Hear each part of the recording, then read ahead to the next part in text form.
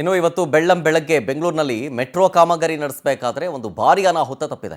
ಕಾಮಗಾರಿ ನಡೀತಾ ಇರಬೇಕಾದ್ರೆ ಆಯ ತಪ್ಪಿ ಬೃಹತ್ ಗಾತ್ರದ ಕ್ರೇನ್ ಮಗುಚಿ ಬಿದ್ದಿದೆ. ಮೆಟ್ರೋ ಗರ್ಡರ್ ಅನ್ನು ಜೋಡಿಸುವ ಸಂದರ್ಭದಲ್ಲಿ ಆ ಭಾರ ತಡೆಯೋಕ್ಕಾಗದೆ ಮುಂದಕ್ಕೆ ಮಗುಚಿ ಬಿದ್ದಿದೆ. ಬಟ್ ದೊಡ್ಡ ಅನಾಹುತ ತಪ್ಪಿದೆ. ಯಾಕೆಂದರೆ ಆ ಸಂದರ್ಭದಲ್ಲಿ ಮುಂಜಾನೆ ಆಗಿರೋದ್ರಿಂದಾಗಿ ಓಡಾಟ ಕಡಿಮೆ ಇತ್ತು, ವಾಹನಗಳ ಓಡಾಟ ಕಡಿಮೆ ಆಗಿತ್ತು. ಇನ್ಕ್ಲೂಡಿಂಗ್ ಆ ಕ್ರೇನ್ನ ಆಪರೇಟರ್ ಕೂಡ ಬಚಾವಾಗಿದ್ದಾರೆ. ಈ ಬಗ್ಗೆ ನಮ್ಮ ಪ್ರತಿನಿಧಿ ವರ್ಷಿತಾ ತಾಕೇರಿ ಒಂದು ಪ್ರತ್ಯಕ್ಷ ವರದಿಯನ್ನು ಕೊಟ್ಟಿದ್ದಾರೆ, ಬನ್ನಿ ತೋರಿಸ್ತೀನಿ.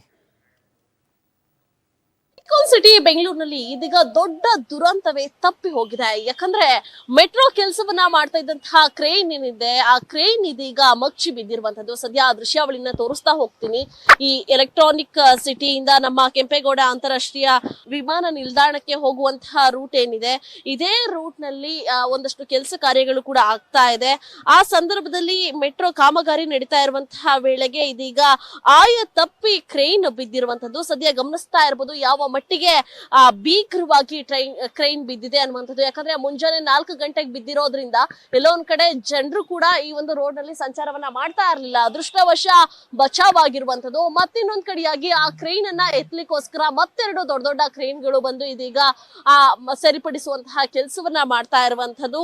ಒಂದ್ ಕಡೆಯಾಗಿ ಅಗರ ಮೆಟ್ರೋ ಕಾಮಗಾರಿ ತುಂಬಾ ಚುರುಕುಗತಿಯಾಗಿ ನಡೀತಾ ಇದೆ. ಅದರಲ್ಲೂ ನೇರಳೆ ಮಾರ್ಗ ಹೇಳ್ತಾ ಇದ್ರು, ಇನ್ನೇನು ಕೆಲವೇ ವರ್ಷಗಳಲ್ಲಿ ನೇರಳೆ ಮಾರ್ಗ ಕೂಡ ಇನೋಗ್ರೇಷನ್ ಆಗತ್ತೆ ಅನ್ನುವಂಥದ್ದು.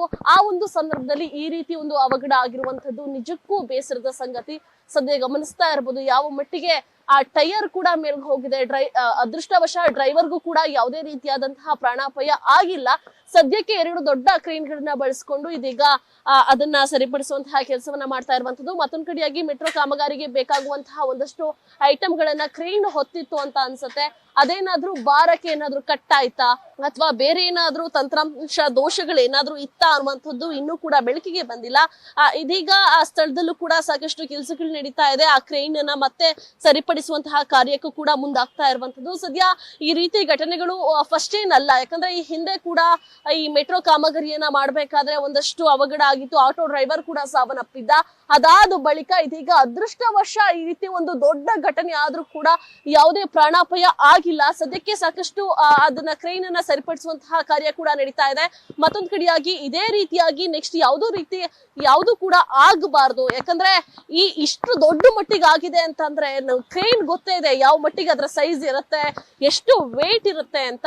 ಇಫ್ ಇನ್ ಕೇಸ್ ಏನಾದ್ರೂ ಅದು ಆ ಫ್ಲೈಓವರ್ ಕಡೆ ಬಾಗಿದ್ರು ಅಲ್ಲೂ ಕೂಡ ಜನಸಂಚಾರ ಜಾಸ್ತಿ ಇತ್ತು. ಸದ್ಯ ಅದೃಷ್ಟವಶ ರೋಡ್ಗೆ ಅಪ್ಪಳಿಸಿದೆ.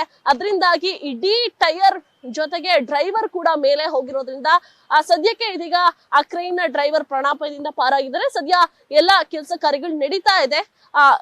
ಇನ್ನೇನು ಕೆಲವೇ ಕ್ಷಣದಲ್ಲಿ ಅದನ್ನ ಸರಿಪಡಿಸುವಂತಹ ಕಾರ್ಯ ಕೂಡ ನಡೆಯುತ್ತೆ. ಕ್ಯಾಮರಾ ಪರ್ಸನ್ ಪವನ್ ಗೌಡ ಜೊತೆ ವರ್ಷಿತಾ ತಾಕೇರಿ, ಪವರ್ ಟಿವಿ ಬೆಂಗಳೂರು.